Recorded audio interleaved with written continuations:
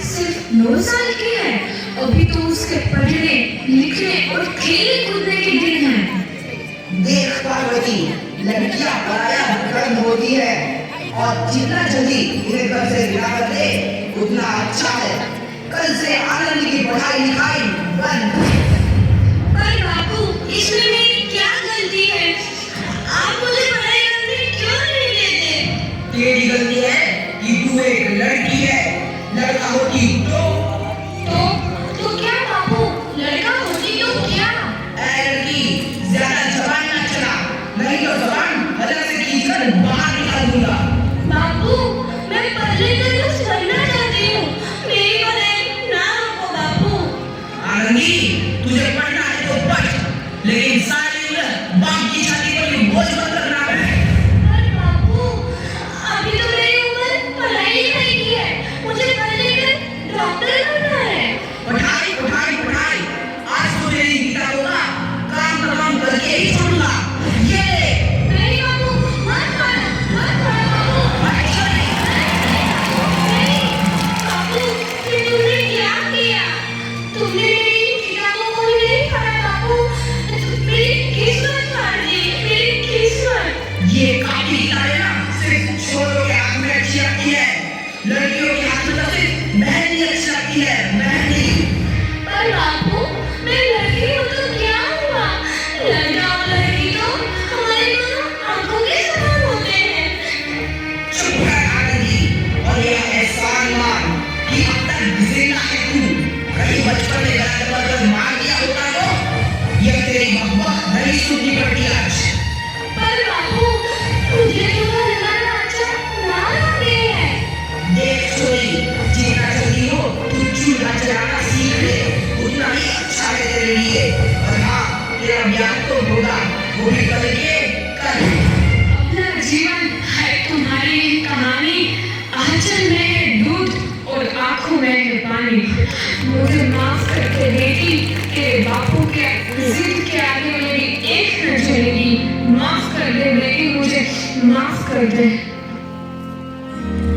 इस प्रकार मात्र 9 वर्ष की छोटी उम्र में आनंदी का विवाह गोपाल राव जोशी से हो गया। बाल विवाह एक सामाजिक कुरीति है और इस कुप्रथा का शिकार होना पड़ा आनंदी को। 5 वर्ष बाद आनंदी 14 साल की हो गई है। उसके घर एक शिशु ने जन्म लिया है। देखते हैं आगे क्या हुआ। देखिए ना, इसे क्या हो गया है? इसका मतलब हमारी खत्म है। इसे तो बहुत तेज बुखार है।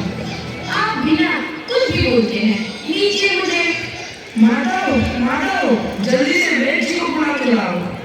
जी, अभी बुला के लाता हूँ। ये तुम क्या कर रही हो आनंदी? भगवान की विभूति लगा रही हूँ। बस करो आनंदी, ये सब अंधविश्वास है। अरे आप यकीन तो कीजिए, भगवान की कृपा से इसका माथा ठंडा हो रहा है और बुखार भी उतर गया है ना बाबू? देखिए, दीजिए मुझे। उठो बाबू, आंखें खोलो, तुम्हें तुम्हारी माँ बुला रही है। आंखें खोलो, देखिए ना इसे क्या हो गया है? आंखें भी नहीं खोल रहा। आंखें खोलो बेटा। आप चुप क्यों है? आंखें खोलो बेटा, आंखें खोलो। आनंदी, हमारा बेटा कभी आंखें नहीं खोलेगा। नहीं, ऐसा नहीं हो सकता। मेरे बेटे को मुझसे कोई नहीं छीन सकता, कोई नहीं छीन सकता। पागल मत बनो आनंदी। माधव,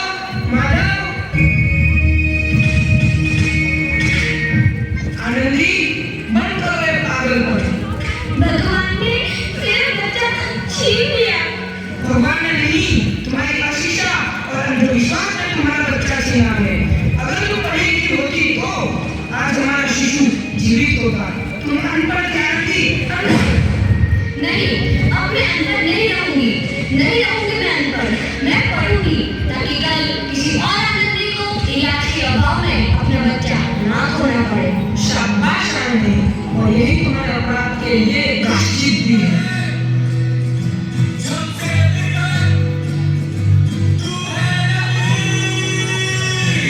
आनंदी, तुम्हारी 12वीं का परिणाम आ गया है। तुमने पूरे कॉलेज में प्रथम स्थान अर्जित किया है। आनंदी, तुम्हारी मेहनत रंग लाई है। तुम्हें शिक्षा वृत्ति मिली है।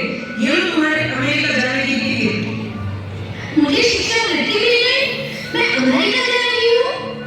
पर ये सब मैं अकेले कैसे कर पाऊंगी? लड़की, अपने आप को इतना कमजोर क्यों समझ रही हो? फिर ना पढ़ने लिखने का क्या फायदा? तुम अभी गवार की गवार नहीं हूँ मैं अब गवार।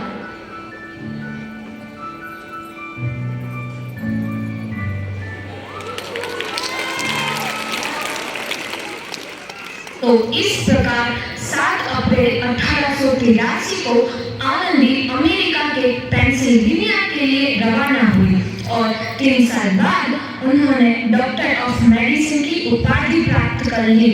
इधर आनंदी के पिता की तबीयत बहुत खराब है। आगे क्या होता है देखते हैं। लगता है अब मेरे जाने का समय आ चुका है। तो मैं नहीं बचूंगा। ऐसा मत बोलो। शहर के सिटी हॉस्पिटल में अमेरिका से डिग्री लेकर कोई बड़ा डॉक्टर आया है। एक बार वहाँ चलकर दिखा लेते हैं। हाँ, सही बोला भैया। कम से कम दिल को तसल्ली तो मिल जाएगी। हाँ, चलो चलो जल्दी हॉस्पिटल चलते हैं।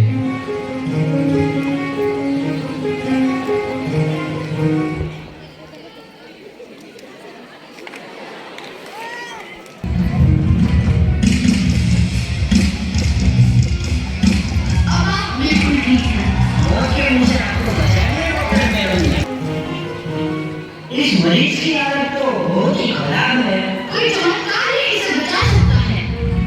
ऐसा मत बोलो भाई। डॉक्टर साहब कब तक आ जाएंगे? लो आ गए डॉक्टर मैडम। डॉक्टर मैडम, जल्दी देखिए, मरीज की हालत बहुत ही खराब है।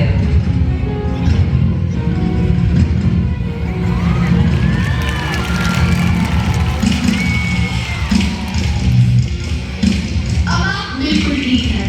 मौत के मुंह से आपको बचाया है डॉक्टर मैडम ने। डॉक्टर साहब ने मुझे बचा लिया। मुझे मिला है डॉक्टर साहब से। डॉक्टर साहब नहीं, डॉक्टर मैडम बोलो। डॉक्टर मैडम, उन्होंने ही तुम्हें जीवन दान दिया है। लो आ गए डॉक्टर मैडम, मिल लो उनसे। डॉक्टर मैडम, आपका बहुत बहुत धन्यवाद। आपने मेरी जान बचाई। इसके बदले में मैं गरीब भला आपको क्या दे सकता हूँ? वचन चाहिए मुझे कि कभी ये नहीं कहोगे कि लड़कियां कुछ नहीं कर सकती। वचन? ये कैसा वचन? अरे श्यामला, तुमने पहचाना नहीं? तुम्हारी बेटी आनंदी। आनंदी? मेरी बेटी आनंदी डॉक्टर? हाँ बाबू, वही आनंदी जिसके लिए बचपन में तूने चूल्हा और बुल्हा के अलावा कुछ नहीं सोचा था। आनंदी, आनंदी मेरी बेटी, मुझे माफ कर दे। मैं तेरा गुनहगार हूँ बेटी। नहीं बाबू, वही आनंदी जिसके हाथ में लेकर के तुम उसकी सारी जिंदगी काला कर देना चाहते थे। माफ कर दे मेरी बच्ची, माफ कर दे। मैं तेरा अपराधी हूँ मेरी बच्ची, माफ कर दे। नहीं बाबू, मैंने तो तेरा एहसान चुकाया है। याद है ना अपना एहसान जो बचपन में तुमने मुझ पर किया था? तारीफ सुनाकर जीते जी मार डाला मुझको। अब बोल, और किसको मारेगा? आनंदी बेटी, मुझे माफ कर दे मेरी बच्ची। मैं तेरा गुनहगार हूँ। बाबू, आपने ही तो बोला था किताबें सिर्फ बेटों के हाथ में अच्छी लगती है, बेटियों के हाथ में तो सिर्फ मेहंदी। बेटों और बेटियों में फर्क करना तो आंखों में फर्क करने समान है। एक का करना और दूसरे का ना करना सामाजिक अधिकार है बाबू, सामाजिक अधिकार। खुदा से मांगता हूँ मैं तुझ जैसी बेटी का। इससे सारी उम्र तुझसे कुछ ना मांगा। मांगा